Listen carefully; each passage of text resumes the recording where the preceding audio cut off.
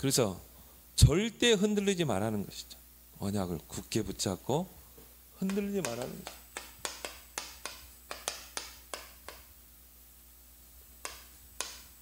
그래서 모든 남자들은 난지 8일째 바로 이 살에 언약을 새기라, 그렇게 하나님이 명령을 하게 됩니다. 그게 이제 할례죠. 그래서 이스라엘 백성은 그 아브라함을 따라서 모든 남자는 태어난 지 8일 만에 할례를 행하게 됩니다. 그래서 그 언약을 살에 새긴 것입니다. 그리고 그걸 보면서 내가 언약 백성이구나, 절대 잊어버리지 않도록. 그래서 새기라는 말은 뭡니까? 각인시키라는 거죠. 잊어버리지 않도록. 그래서 예수님도 태어난 지 8일 만에 이 할례를 행하셨죠. 그래서 오늘 이 창세기 16장과 17장 사이에는 불과 한 장밖에 이 차이가 안 나지만은 13년의 이 세월이 이제 흘러가게 됩니다. 그래서 이 16장에는 이 아브라함이 하나님의 약속을 기다리지 못하고 그 안에 그 부추기는 말에 이제 넘어가게 되고, 그 하갈을 통해서 이스마엘을 낳게 되잖아요. 그 불신앙의 씨 이스마엘의 나이도 이제 13세가 됐다 이 말이에요. 86세에 이스마엘을 낳게 되고, 13년 후에 이제 이 13년의 세월이 흘러서 이스마엘 나이가 13세가 됐을 때, 아브라함 나이는 99세 때죠. 그때 하나님이 아브라함이 찾아오셨거든요. 그러면 13년의 그 공백기가 있잖아요. 거기에 대해서는 성경이 침묵하고 있거든요.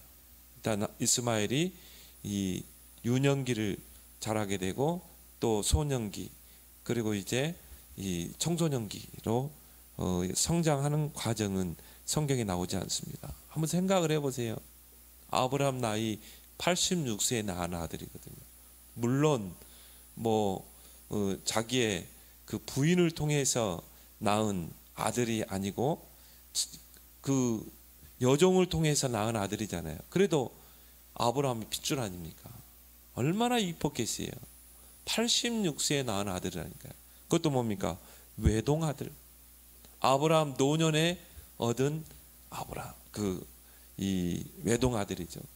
얼마나 이 기호하고 그렇게 했겠습니까? 태중에서부터도 기뻤고, 또 태어나면서 또 기뻤을 것이고, 그러면서 그 아기가 재롱도 부리게 되고, 그렇게 커가면서 우리도 그러잖아요.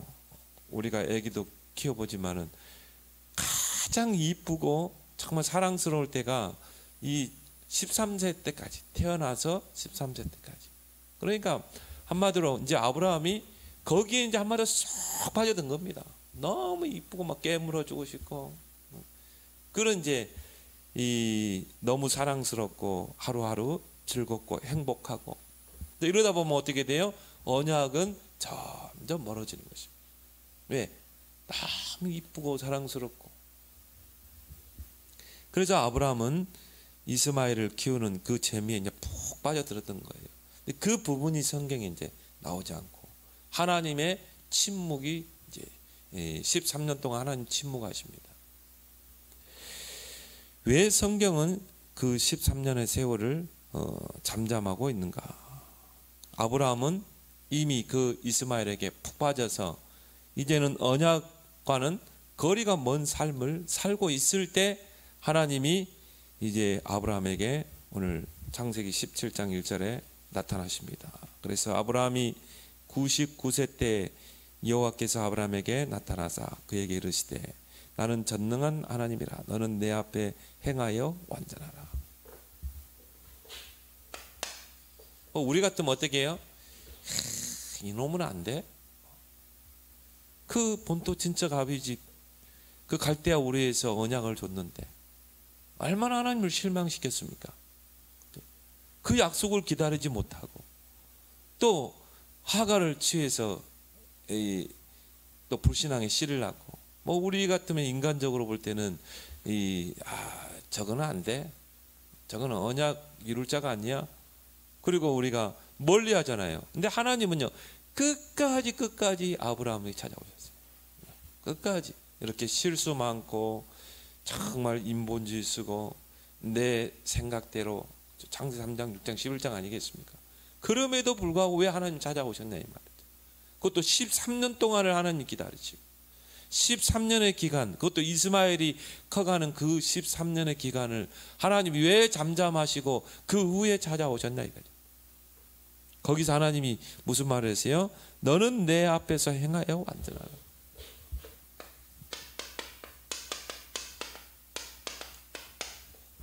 뭘 말합니까? 얘 정말 정신 차리라는 것입니다. 네가 지금 언약 놓치고 그 아들 하나, 그것도 뭡니까? 진짜 하나님의 약속의 자녀가 아니잖아요. 그 아들 이스마엘에 푹 빠져가지고 언약은 점점 멀어지고, 그래서 너는 내 앞에서 행하여 완전하라는 말은 뭐예요? 정신 차리라는 거예요. 너의 정체성을 잃어버리지 말라는 것입니다. 내가 너와 맺은 그 언약을 잊어버리지 말라는 것입니다. 그때가 아브라함의 나이가 99세입니다. 그러면 아브라함이 이삭을 낳을 때 나이가 몇 세입니까? 100세죠. 1년을 딱 두고 이삭을 낳기 1년 남겨두고 하나님이 그 이스마엘에게 푹 빠져 살던 아브라함에게 나타나신 거예요. 그러면서 다시 언약을 상기시킵니다.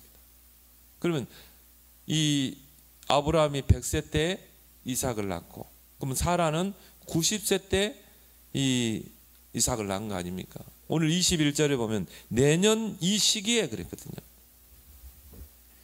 17장 21절에 보니까 이 내 언약은 내가 내년 이 시기에 사라가 내게 낳을 이삭과 세우리라. 13년 동안 정말 이쁘고 귀엽고 키웠던 이스마엘이 아니라 하나님은 아니라는 거예요. 내년 이맘때에 사라를 통해 이삭을 낳게 하겠다는 것이죠. 그럼 한번 생각해 보세요. 내년 이맘때라. 그러면 하나님께서 아브라함에게 오늘 17장 1절에 찾아왔을 때가 이 사라가 임신을 했었을 가능성이 있다. 그러니까 사라에게 이미 아기가 들어설 수도 있었을 거라 이 말이죠. 왜냐하면은 우리가 임신하고 그 아기가 태중에서 한 10달 있잖아요. 그러면 임신을 이제 불과 며칠 남겨둔 그때, 아니면 임신이 지금 된 상태에서 하나님이 아브라함에게 찾아오셨다 이 말이죠. 그럼 하나님은 그때를 기다린 것입니다. 하나님은 하나님의 때에 하나님의 언약을 이루는 거예요.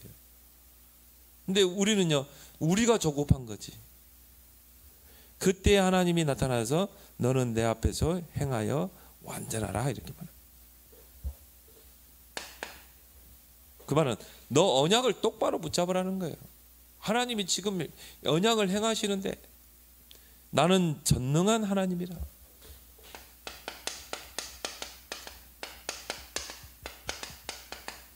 지금까지는 하나님은 이렇게 자신을 소개하지 않았거든요. 여호와라 이렇게 소개했지만 전능한 하나님이라고 자기를 소개하는 것은 오늘 처음 나오거든요. 전능한 하나님이란 말은 뭡니까? 엘샤다이죠. 엘이라는 말은 뭡니까?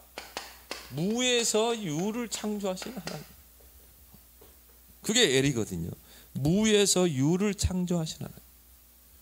어떻게 100세 된 아브라함이 이 노인이 아이를 낳을 수 있습니까? 90세 사라가 아이를 낳을 수 있습니다. 근데 하나님은 그 무에서 유를 창조하신 분이다. 너는 나 여호와를 똑바로 알아는 거예요. 샤다이는 뭡니까?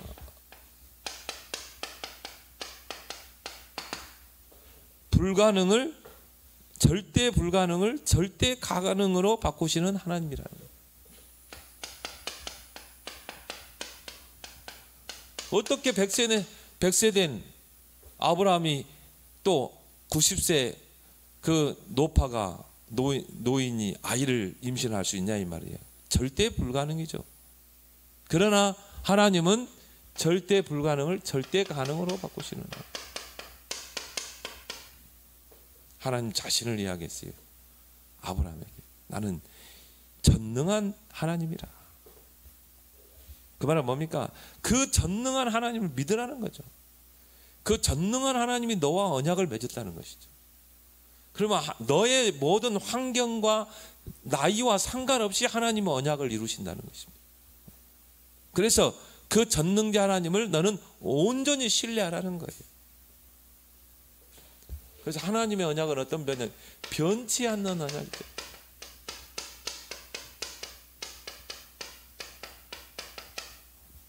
환경에 따라서 바뀌는 언약이 아니라 이 말이죠.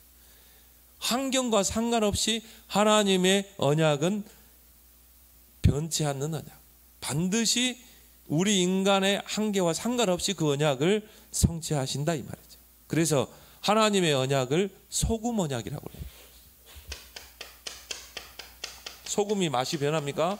변하지 않죠. 그 소금과 같은 언약이라 이 말이에요. 변치 않는 언약이라 이 말이죠. 민수기 18장 19절. 저와 여러분도 하나님과 우리 사이도 변치 않는 소금 언약이 딱 맺어진 거예요. 그게 뭡니까? 나는 너의 하나님이 되고 우리는 그 하나님의 자녀가 되고, 이게 언약 관계거든요. 여러분과 나에게도 하나님과 여러분과의 관계, 또 나와의 관계도 이런 언약이 맺어져 있는 거예요. 그래서 우리를 보고 언약 백성이라는 거죠. 그래서 우리가 하나님을 아버지라 부르는 거예요. 그 하나님의 이름으로 기도하는 것입니다. 변치 않는 언약이라 해요. 그래서 오늘 2절에 보면 내가 내 언약을 나와 너 사이에 두어 너를 크게 번성하게 하리라. 나와 너 사이에 이 언약을 두었다. 그래서 우리가 이 앞번에 그 두 짐승 각을 뜬 짐 사이에 하나님의 횃불이 지나갔잖아요. 그 말은 뭐예요? 너와 나 사이에 영원히 변치 않는 언약이 있다는 것이죠. 물론 일방적인 언약이지만 4절에 다시 한번 또 하나님이 이 언약을 상기시킵니다. 보라, 내 언약이 너와 함께 있으니 너는 여러 민족의 아버지가 될지라. 17장에서요 언약이란 단어를 굉장히 많이 쓰였어요. 왜? 아브라함이 13년 동안 언약에서 멀어졌거든. 그리고 이스마엘에게 푹 빠져 살는 거예요. 그러니까 하나님은 이제 언약이 성취되는 시간표는 다가오잖아요. 그래서 하나님 딱 나타나서 다시 한번 언약을 또 상기시키죠. 7절에도 보면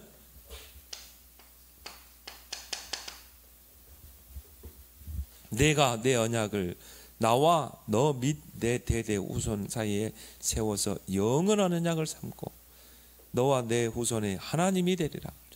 이 언약은 너뿐이 아니라 너의 대대 후손 사이에 세운 영원한 언약이라는 거죠. 그래서 아브라함을 통해 한 민족을 이룰 것이고, 그리고 그 영원한 언약이란 말은 뭡니까? 그 예수 그리스도를 통해서 구원자 그리스도가 오신다. 언약의 실체 그리스도가 오실 것이고, 그 그리스도를 통해 많은 영혼들이 구원받고 언약의 백성이 되리라. 아브라함과 하나님과 맺은 언약은 저와 여러분과도 같이 맺어진 언약인 것입니다.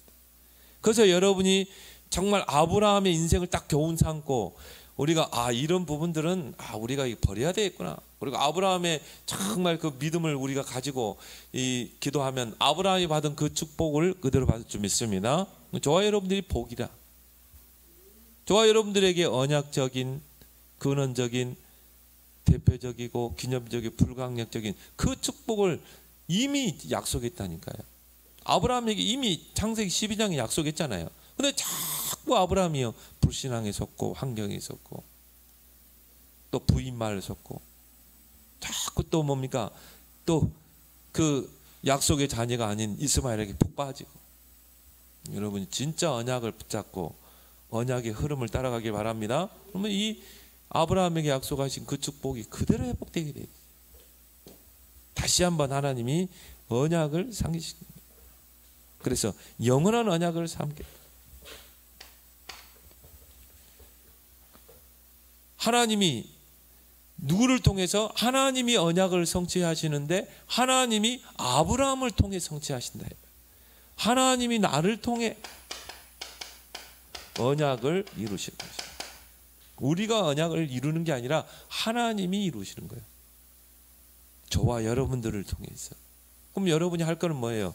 언약을 굳게 붙잡고 그 언약의 흐름을 따라가는 것입니다. 흐름을 놓치지 않는 것입니다. 그 속에서 하나님의 시간표를 보고 기다리는 시간표, 도전하는 시간표. 그래서 여기 보면요, 2절에도 보면 뭐라고 했습니까? 하리라. 번성하게 하리라. 하나님께서 하겠다는 거예요. 하나님께서 번성하게 하겠다는 거예요. 하나님이 언약을 이루시고 4절에도 보면 뭐라고 했습니까? 여러 민족의 아버지가 될지라. 그러면 누가? 하나님이 되게 하신다 이 말이에요. 우리가 언약만 딱 붙잡고 있으면. 왜? 그 언약을 하나님이 나를 통해 이루어가기 때문에. 우리는 언약의 여정만 딱 따라가면 돼요. 또 7절에도 보면 뭐라 나왔습니까? 내 후손의 하나님이 되리라. 그래서 여러분이 언약의 흐름을 놓치지 마라. 그 속에서 하나님 시간표를.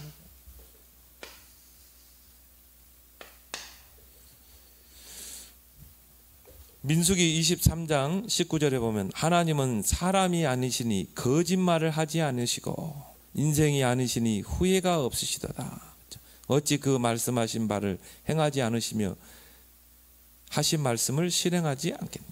반드시 하나님은 우리에게 주신 언약을 반드시 성취하신다. 민수기 23장 19절. 하나님은 거짓말하지 않는다. 개역성경에는 시건치 아니하시고, 하나님은 이 말했다 저 말했다 하는 게 아니라 하나님 입에서 나오는 말은 반드시 성취돼요. 풀도 마르고 꽃도 시들지만 하나님의 말씀은 영원히 살리라. 반드시 성취된다. 그래서 우리가, 저와 여러분들이 하나님이 내게 주신 언약을 찾아내는 게 중요하죠. 이번 오늘 기도첩입니까? 오늘 기도첩에도 언약을 붙잡는 게 중요하다. 그래서 여러분이 왜 말씀의 흐름을 따라가야 됩니까?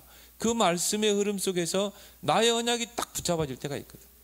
그러면요, 그것이 나의 오직 언약이 될 때 그게 유일성의 응답으로 재창조를 한다 할 줄 믿습니다.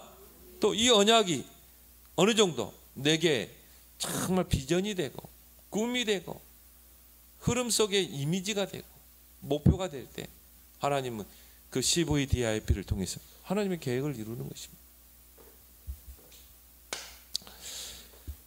그래서 하나님은 언약에 신실하신 분이다.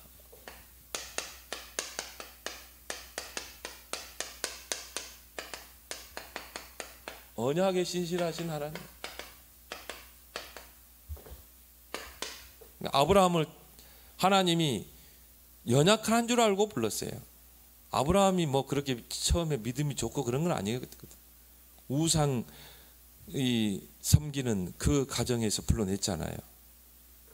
그리고 아브라함의 인생을 쭉 보니까 환경 보고 애굽으로 내려가고, 하나님이 아브라함이 연약한 줄 알고 다 불렀어요. 하나님은 완벽한 자를 부르지 않습니다.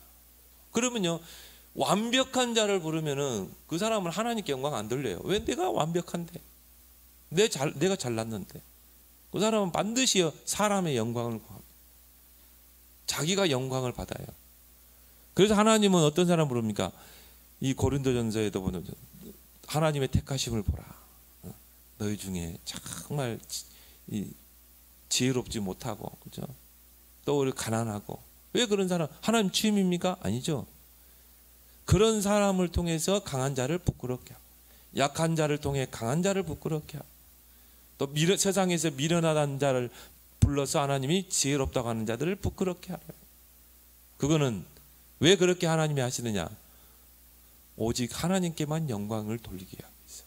그래서 우리는 하나님 앞에 충성하고 또 하나님 앞에 응답받았을 때 오직 하나님께만 영광. 그래서 하나님이 연약하고 부족하고 모자란 아브라함을 부르셨던 것처럼 저와 여러분들을 부르는 거예요. 하나님 여러분들을 연약한 줄 알아요. 때로는 실수하는 걸 압니다. 연약한 줄 알고 불렀기 때문에 하나님 실망하지 않는 거예요. 하나님이 이 사람 불렀는데 이 사람이 보니까 똑똑하고 일 잘할 것 같고 언약 붙잡고 환경 바라보지 않고 언약의 여정을 달전할 것 같다 이 말이에요. 그렇게 하나님 눈에 봐서 불렀는데 이 사람이 막 인본주의고 실수하면은 실망하시겠죠. 근데 하나님은요, 여러분의 수준을 너무 잘 알아요. 여러분의 이 체질이 흙이라는 걸 잘 알거든요. 성경에 보니까 우리의 체질을 잘 아시고 우리가 먼지뿐임을 잘 알고 계십니다. 연약한 줄 알고 부른 줄 믿습니다. 그래서 바울은 뭐라고 그랬습니까? 그래서 나에 대해서는 자랑할 게 없다고 그랬어요. 내가 자랑할 게 한 게 있다면 약한 것밖에 없다고 그래요. 이 사람이 진짜 복음을 깨달은 사람, 이 사람이 진짜 하나님 만난 사람입니다. 우리가 진짜 복음 앞에 하나님 앞에 서면 자랑할 게 하나도 없어요. 그래서 하나님은 실수하지 않는 분이시다. 하나님 실수로 아브라함을 부른 게 아니라 이 말이에요. 실수로 착하게 해서 하나님 저와 여러분들 부른 게 아니라 이 말이에요. 여러분의 과거, 현재, 미래까지 하나님은 다 보고 부르신 거예요. 하나님은 아브라함의 연약함을 잘 알고 계세요.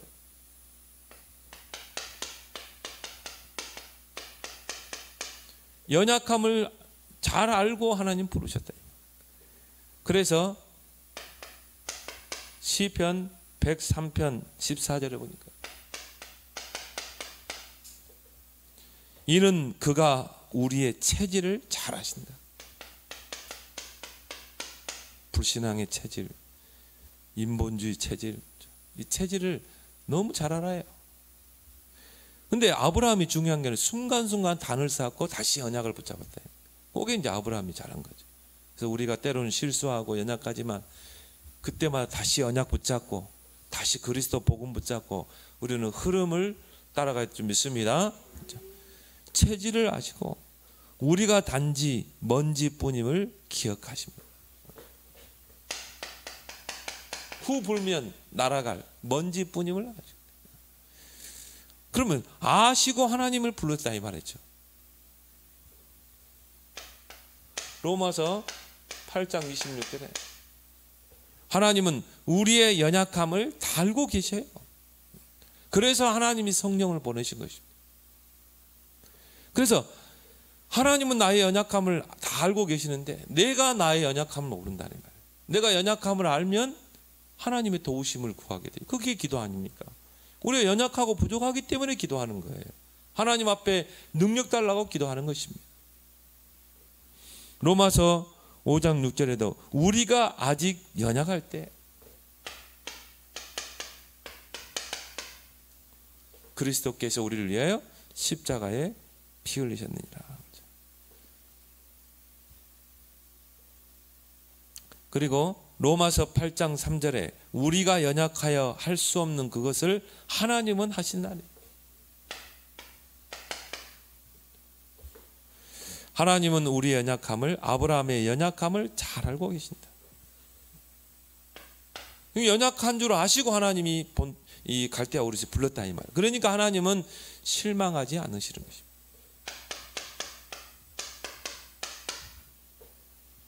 아브라함의 체질을 너무 잘 알아. 그래서 하나님은 실망하지 않는 것입니다. 하나님의 부르심에는 후회하심이 없느니라고 그랬잖아요. 17절에 보면요, 참 재밌는 장면이 나오죠. 그래서 하나님이 아브라함에게 이 언약을 다시 한번 다 상기시키면서요, 할례까지 다 했는데 17절에 이 16절에 내가 그에게 복을 주어 그가 내게 아들을 낳아주게 하리니 하며 내가 그에게 복을 주어 그를 여러 민족의 어머니가 되게 하리니 민족의 여러 왕이 그에게서 나리라. 아브라함이 엎드려 웃으며 마음속으로 이르되 100세 된 사람이 어찌 자식을 낳을까? 사라는 90세니 어찌 출산하리요 하고 아브라함이 엎드려서 웃었거든요. 그리고 우리가 실소라고 그러잖아요. 실소. 이 엎드려서 웃은 거야. 안 믿어진 거야 한마디로. 그 실소라는 그 단어가 어처구니가 없어 자기도 모르게 이 웃음이 나오는 것, 그거 보고 이제 실수라 그래. 하나님은 실컷 네 사라를 통해서 아들을 낳을 것이고, 그리고 민족의 여러 왕이 그에게서 나리라. 여러 민족의 어머니가 되게 하고 여러 왕이 되게 하리라. 근데 아브라함은 어떻게 했어요? 엎드려서 웃었다 이 말이에요. 그 말은 어처구니 없으니까 그냥 헛웃음을 짓는 것입니다. 우리 같으면 뭐 기분 나빠? 뭐 이럴 텐데 하나님은 그것까지도 다 알고 계세요. 18절에 보니까요, 아무리 봐도 자기는 이제 뭐 내년이면 100세고 부인은 90세인데 뭐 그러니까 하나님의 말이 한마디로 이제 막 안 믿어진 거죠. 18절에 뭐라고 나옵니까? 아브라함이 이에 하나님께 아뢰되 이스마엘이나 하나님 앞에 살기를 원하나이다. 진짜 아브라함의 이제 진짜 마음속에 있는 게 나오는 거죠. 이 아브라함이나 잘 키워서 그냥 재산 물려주고 그렇게 그냥 살다 가기를 원합니다. 하나님의 언약과는요 전혀 상관없는 말을 한 거예요. 그러니까 이 두 구절만 놓고 보더라도 아브라함이 한마디로 이제 뭐 거의 언약이 믿어지지 않는 거예요. 그리고 이제 언약에서 너무 멀리 떨어져 있는 것입니다. 예, 이스마엘에게 이제 푹 빠져 살았기 때문에 우리도 이제 이럴 수가 있거든요. 우리가 이 언약을 붙잡고 하나님 우리를 불렀지만은 이렇게 빠질 수 있는 것입니다. 그래서 성경에는 아브라함을 분명히 믿음의 조상이라고 그랬거든요. 믿음의 조상이라고 했는데 오늘 여기에 보면은요 전혀 아브라함에게 믿음이 보이지 않아요. 믿음이.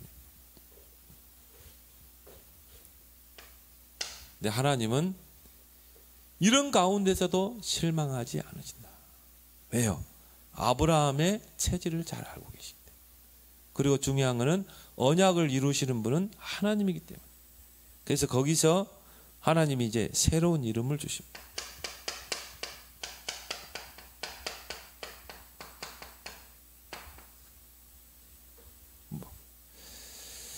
그래서 5절에 보니까 이제 후로는 내 이름을 아브라함이라 하지 아니하고 아브라함이라 하리니 이는 내가 너를 여러 민족의 아비가 되게 하렵니다. 이름을 아브라함에서 아브라함으로 바꾸죠. 이름을 바꿨다는 말은 뭡니까? 중요한 기도 제목을 주신 거예요. 그래서 야곱도 야복강 강에서 이름을 바꾸게 되죠. 이스라엘로. 또 이 사울도 그 다메섹에서 이름이 바뀌잖아요. 사울에서 바울로 바뀌게 되죠. 그 말은 뭐예요? 여기에 이제 하나님의 언약이 있고 여기에 이제 기도 제목이 있는 것입니다. 아브라함에게 기도 제목을 바르게 딱 주는 거예요. 그래서 아브라함은 고상한 아버지 그런 뜻이고요. 아브라함은 여러 민족의 아버지. 그래서 우리가 아브라함을 열국의 아비 그러죠. 여러 민족의 아비. 또 그 안에 사레는 뭐로 바꿔줬습니까? 사라로.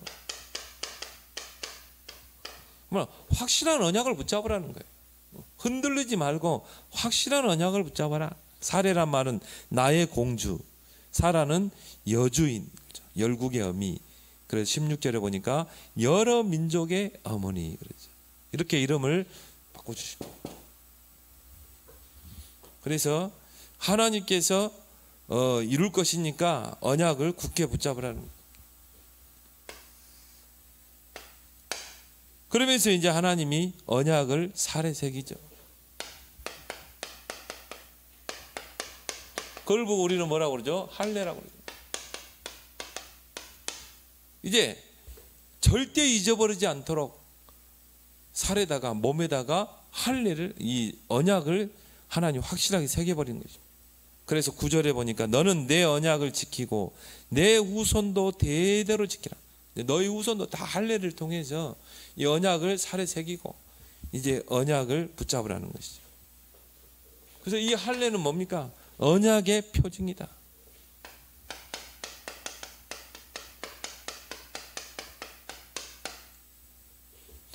오늘 11절에 보면 나오죠. 11절에 10절에 보니까 너희 중 남자는 다 할례를 받으라. 이것이 나와 너희와 너희 후손 사이에 지킬 내 언약이라. 너희는 포피를 베어라. 이것이 나와 너희 사이에 언약의 표징이니라. 자, 이제 언약을 하나님께서 살에 새겨서 잊혀지지 않는, 잊어버리지 않도록 표징을 딱 둔 것이죠. 그래서 우리가 표피를 베게 되면 어떻게 됩니까? 고통이 따르잖아요. 그래서 딱 8일 만에 이 할례를 행해요. 그래서 의학적으로 왜 8일인가? 뭐 9일째도 해도 되고 한 달 있다 해도 되는데 왜 꼭 8일째 할례를 행하는가? 의학적으로 이게 나왔어요. 8일째 될 때가 제일 고통이 없대요. 제일 고통이 없을 때 이제 남자 이 표피를 자르는 것입니다. 그래도 그때는 뭐 지금이야 뭐 마취를 하고 이렇게 가위로 하지만은 그때는요 날카로운 돌 있잖아요. 날카로운 돌로 바위다 대고 그거를 할례를 행했거든. 얼마나 아프겠어요. 진짜 살점을 떼내는 거잖아요. 그게 할례거든요. 그거는 뭐냐? 나의 옛사람이 죽었다는 거거든요. 할례라는 의미는 나의 옛사람은 죽었다는 거예요. 나는 이제 하나님의 언약 백성이다. 그게 할례예요. 뭐 지금이야 뭐 우리 남자들은 포경 수술이잖아요. 병원에 가면은 마취하고 그리고 이 살점을 떼내고 그리고 꼬매잖아요. 꼬매서 그렇게 뭐 이 약도 먹고 성나한테 옛날에는 어떻게 했어요? 그냥 그 상태로 두는 거예요. 피난 상태로 두는 거예요. 얼마나 고통스럽겠습니까? 며칠을 고통 속에 살아야 돼. 그 말은 뭐예요? 너의 그 옛사람은 죽은 거야. 죽어야 돼. 정말 언약 놓치고 불신앙하고 인본주의 쓰고 잠깨 부리고 그 너의 그 옛사람을 완전히 죽어야 돼. 죽으려면 어떻게 고통이 따라야 되잖아요. 고통을 가운데 죽어야 되는 것입니다. 그게 바로 할례예요. 그래서 바울은 그 할례를 세례로 표현했죠. 세례는 뭐예요? 나의 옛사람은 십자가에 죽었습니다. 예수 그리스도의 부활과 함께 나는 새 사람으로 다시 태어났습니다. 이 세례거든요. 그래서 바울이 강조했던 게 이제 육체의 할례는 아무 의미가 없다는 거예요. 유대인들은요 다 교회에 와가지고 예수 그리스도 믿고 할례를 행해야 구원받아. 바울이 강조했다는 건 뭐예요? 그 할례파들이 교회에 와서 막 골로새 교회, 에베소 교회에 와서 교인들은 막 이 섞인 복음으로 혼미케 하니까 바울이 한 말이 뭐예요? 이면적인 표면적인 유대인이 아니다. 이면적인 유대인이. 할례는 마음의 할진이라고 그랬거든. 마음의 할례를 행해야지.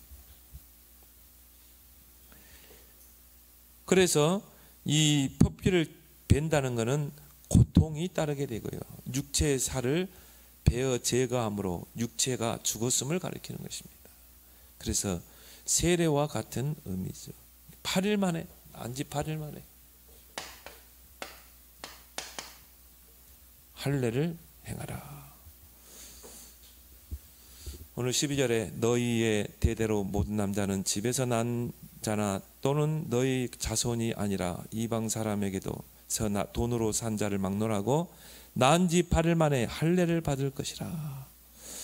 그러면서 오늘 12절에 너희 집에서 난 자든지 너희 돈으로 산 자든지 할례를 받아야 하리니 이에 내 언약이 너희 살에 있어 영원한 언약이다.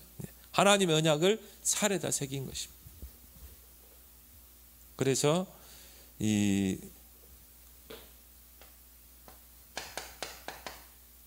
그 살에 하나님의 언약을 새기고 거기다 흔적을 남기는 거예요.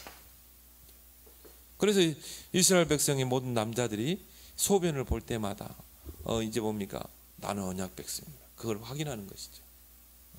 왜 여자는 안 합니까? 이때는 이제 남자가 이스라엘 그 개수 속에 들어가잖아요. 그러니까 여자도 다 포함되는 거예요. 포함되는 할례죠. 그래서 옛사람은 이미 죽었다. 그리고 나는 언약 안에서 새 사람으로 다시 태어났다. 그것을 이제 항상 이 소변을 보면서 그걸 확인하는 것입니다. 나는 나의 옛사람은 죽었어. 나는 이제 새롭게 태어난 자야. 나는 언약 백성이야. 하나님의 언약이 내게 새겨져 있는 거야. 나는 언약을 성취할 자야.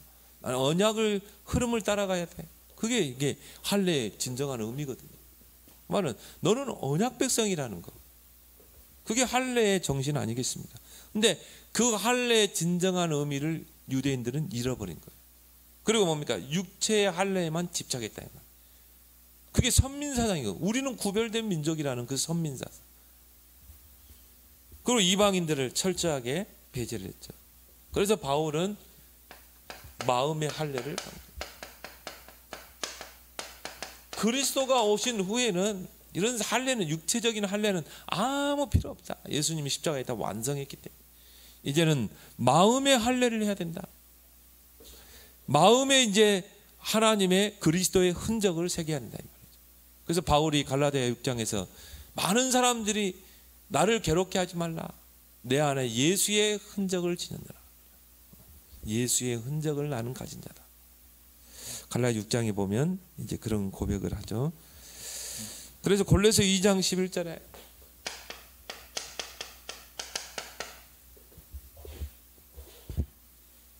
너희는 손으로 하지 아니한 할례를 받았으니 곧 육적 몸을 벗은 것이요 그리스도의 할례니라. 그래서 골로새 교회에 이런 유대인들이 들어와서 이 할례를 이 교인들에게 강조한 것입니다. 교회 안에 유대인 기독교인들에게 할례를 행해야 된다고. 바울을 초대교회를 어려움 속에, 골로새 교회를 어려움 속에 빠뜨렸거든요. 그래서 바울이 거기에서 강조했던 부분이 이 할례. 그래서 너희는 손으로 하지 않은 그 할례, 마음의 할례를 받은 자다. 육적 몸을 벗은 것이다. 그리고 너희는 그런 육신의 할례를 한 게 아니라 그리스도의 할례를 받는다. 마음의 할례. 그래서 너희 안에 그리스도의 흔적이 있는 것이다. 하나님의 그리스도의 흔적을 새긴 것이다. 로마서 2장에도 보면 28절 29절에 표면적 할례가 할례가 아니라 할례는 마음의 할지니. 그래서 이 신약 시대에 이 할례에 유사한 영적 의식인데 이게 바로 세례죠. 세례는 어떻게 보면 영적인 할례예요. 그래서 옛사람은 죽고 예수 그리스도를 통해서 나는 새 사람으로 다시 태어나는 것. 나의 옛사람은 그리스도의 십자가에 못 박히시면 나는 죽었고 이제 그리스도의 부활과 함께 나는 새 사람으로 다시 태어났습니다. 이게 세례거든요. 여러분은 마음의 할례를 받은 자인 줄 믿습니다. 여러분이요 그 흔적을 늘 지니고 살습니다. 우리가 육체 할례에는 살에다 흔적을 새기잖아요. 여러분 이제 마음의 흔적을 새겨야 돼요. 그리스도의 흔적. 그래서 우리 한 절만 찾아보도록 하겠습니다. 우리 갈라디아서 한번 찾아봅시다. 6장.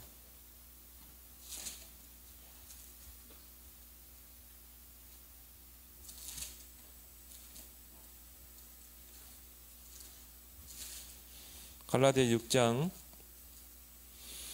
17절 한번 보겠습니다.